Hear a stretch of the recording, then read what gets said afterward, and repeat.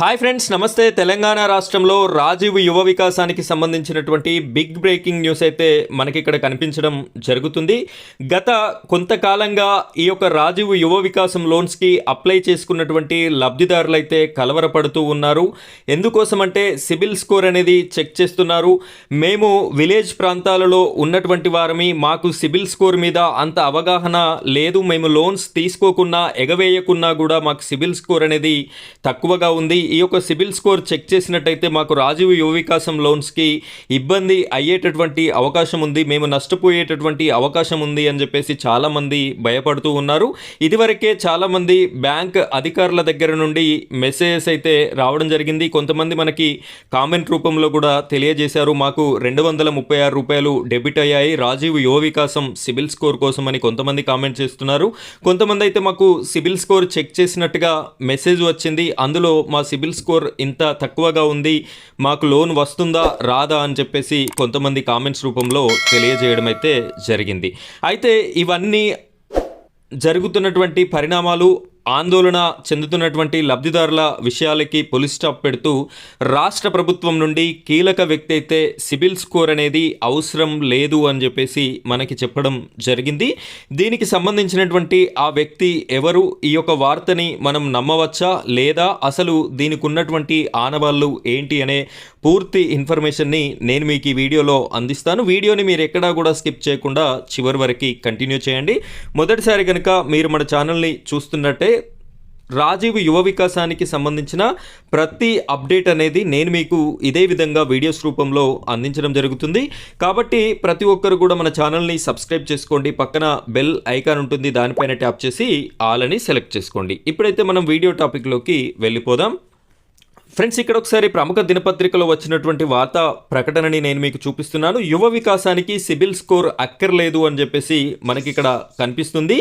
ఇక్కడ ఒకసారి క్లియర్గా చూసినట్టయితే మనకు పిక్చర్లో డిప్యూటీ సీఎం బట్టి విక్రమార్క గారు మాట్లాడుతున్నారు. తెలంగాణ ప్రభుత్వం ప్రతిష్టాత్మకంగా తీసుకున్న రాజీవ్ యువ వికాసం పథకానికి సిబిల్ స్కోర్ అవసరం లేదని డిప్యూటీ సీఎం బట్టి విక్రమార్క స్పష్టం చేశారు. ఇక్కడ నెంబర్ 2 అయినటువంటి డిప్యూటీ సీఎం గారే ప్రకటన చేశారు కాబట్టి ఈ యొక్క వార్త నమ్మదగినదే. ఎలాంటి అపోహలు అనుమానాలు రాజీవ్ యువ వికాసం అప్లై చేసుకున్నటువంటి లబ్ధిదారులకి అవసరం లేదు. కింది స్థాయి అధికారుల వరకు ఈ యొక్క ఇన్ఫర్మేషన్ అనేది పాస్ అవుతుంది. సిబిల్ స్కోర్ చెక్ చేయడం అనేది ఆగిపోతుంది. సో రాజీవ్ యువ వికాసం లబ్ధిదారులందరికీ పెద్ద గుడ్ న్యూస్గా ఈ యొక్క వార్తని మనం చెప్పవచ్చు. సిబిల్ స్కోర్ ఆధారంగా లబ్ధిదారులని ఎంపిక చేస్తారని జరుగుతున్న ప్రచారం అవాస్తవమని, ప్రస్తుతం మండల స్థాయిలో ఎంపిక ప్రక్రియ జరుగుతున్నదన్నారు. జూన్ 2 నుంచి కేటగిరీని బట్టి ₹50,000 నుంచి ₹4 లక్షల వరకు ఆర్థిక సాయం.